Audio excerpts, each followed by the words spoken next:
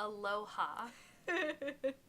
Today we're going to be talking about fantastic movie Moana. Yes. And its place in the history of Disney's relationship with Polynesian culture and appropriation. And we're drinking some cleansing oolong tea.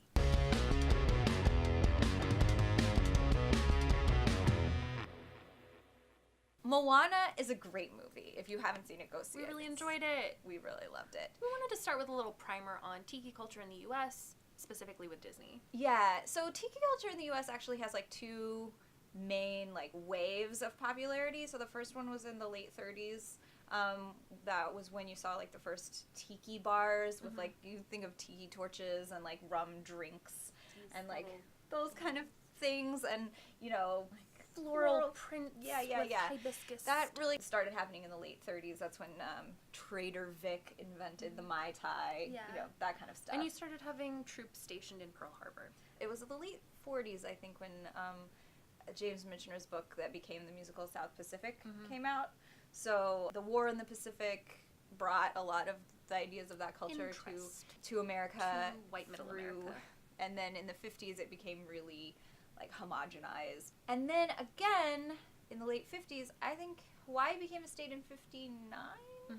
Yeah, so like along with statehood came this like second wave of It's Americans. American now. Yeah, like we want to assimilate all of these like fun things, like, and these forget exotic about the fact that we just deposed an autonomous monarchy. Yeah. And it was a hostile takeover of an independent nation.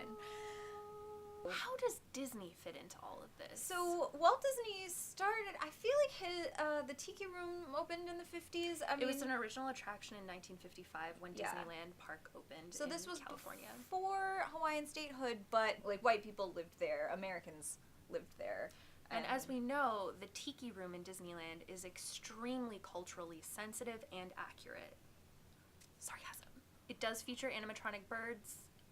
Animatronic tiki gods. Backgrounds, yes. Which are somewhat accurately named. I mean, they looked at a book or something. They didn't. They just had a make lot them of up. white people voice them. They did.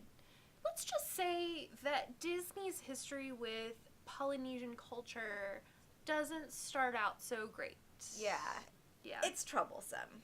They started down the path towards redemption with the movie Lilo and Stitch, which could have gone a lot further. There's a very viral clip of a deleted scene that went very far along the animation process before they decided to cut it, where Lilo plays a bit of a joke on the idiot white tourists, and it's very funny and it's very poignant. The internet is very sad that it was cut. Yeah. It shows you where the heads of the filmmakers kind of were in making Lilo and Stitch, of like understanding a little better the position of white people in places where they haven't historically belonged. Especially more recently, I know the Disney animation team has made a big effort to send animators to spaces where they can come in contact with their subject. And they send people to Hawaii and to different islands. To Samoa, they created a cultural brain trust for Moana. They did. That was hell-bent on being as accurate and as respectful and as pluralistic as they possibly could be in representing this culture.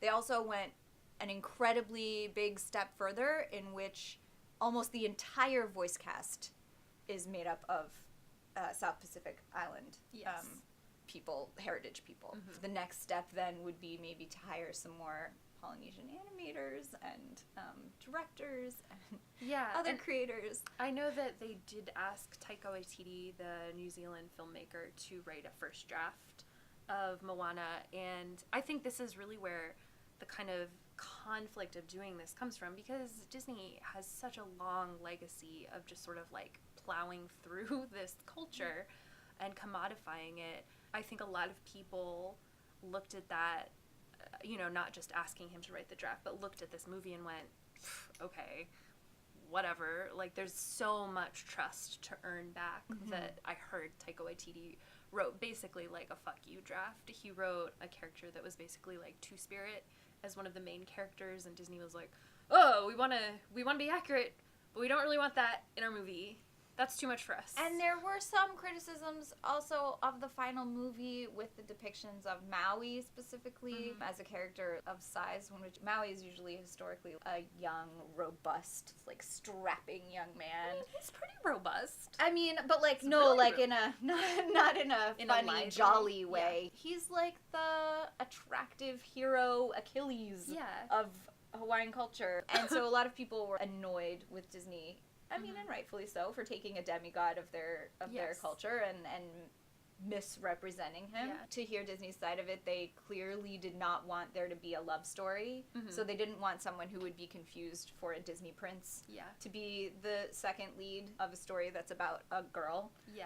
And I really respect that decision. One of the Pixar shorts was Hawaiian in nature, Lava. lava, and they got a lot of blowback for the body size of the woman versus the body size of the man. I mean, that was deliberately modeled after a famous Hawaiian singer and his wife, and they look like that. Yeah. But there's some gender body type baggage that goes along with that also. Absolutely. In the opening prologue, so I'm not really giving a lot away, it describes basically the major antagonist of the film, which is a volcano. And in a lot of Pacific Island cultures, volcano's not a bad guy. Right. I don't know a lot about this culture, so I'm sort of just learning as I go, but if I did, and I were looking at this, I would be like, that's not my culture, that's not what I know to be true. The twist about the villains... The twist is fantastic. Like, so it's one of those things where they haven't earned your trust at the beginning, maybe, in treating this respectfully, but by the end of the film, there's a reason for that. I guess my point is that, and I am really overstepping my bounds even speaking about this because I am obviously a white audience member who's looking at this and experiencing the culture in this specific way. But it strikes me that that is the sort of thing that tells you right from the beginning, this movie is for people who don't come from this place. And hopefully we make up for it if people watch this movie and they're like, this isn't for me. I think they, are probably really valid in that feeling.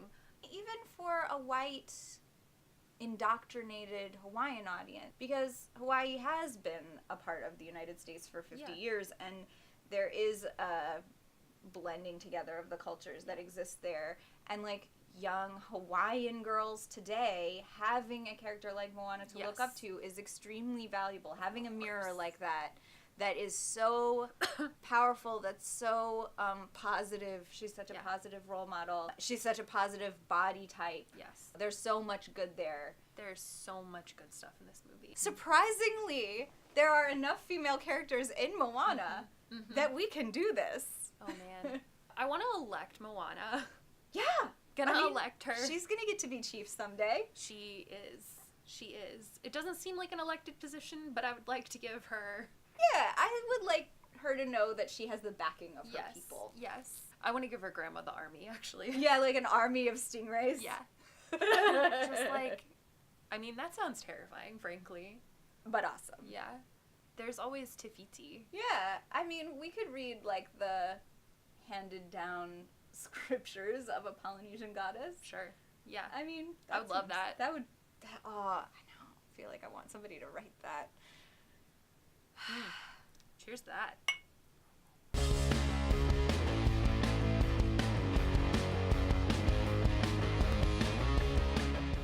Join us next week because we're talking about sexual harassment in the workplace, specifically our workplace, which is the film industry. It was just, he laid low for a little while, and then, he had to, pay his dues or something. That's not really paying your dues! Thanks for joining us. If you liked our video, please like our video, share it, pass it around, find us on Twitter and Tumblr at Angel City Sirens. I'm Ms. KT French. I'm at SeaShark7. And if you have any feelings, we love those. We love feelings. Write them in a comment. Please tell us all about them.